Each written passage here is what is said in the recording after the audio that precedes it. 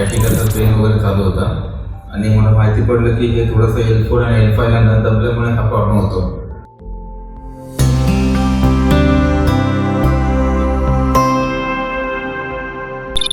नमस्कार, माझं नाव संदीप बोर्डे.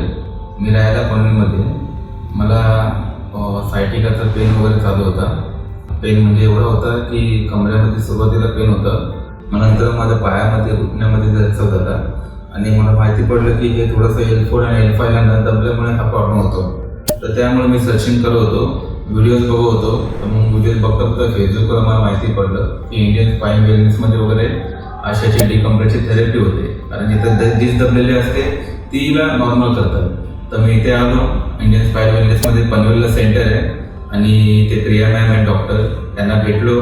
त्यांनी मला सर्व माहिती सांगितली, स्पाईनला किती कुठे कुठे L4 ला L5 ला डिस्क कुठे दबलेले असते आणि त्याच्यावर आपण काय ट्रीटमेंट करू शकतो. आणि ते 21 दिवसाची ट्रीटमेंट तुम्ही इथे घ्या बोलले आणि त्यामुळं वगैरे मग ते तुमचं रिलीफ पडेल.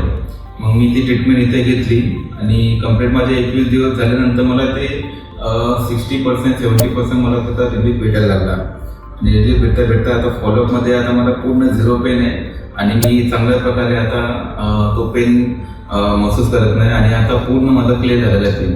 आणि आता कंटिन्यू मला त्यांनी फॉलोअपमध्ये ठेवलेलं आहे. तर आता त्या फॉलोअपमध्ये पण मला भरपूर एकदम रिलीफ पडलेला आहे. आता मला कोणताही त्रास नाही.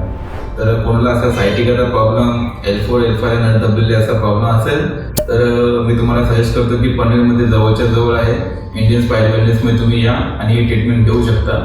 आणि थँक्यू मला तुम्ही रिलीफ दिल्याबद्दल या सगळ्या गोष्टींमध्ये.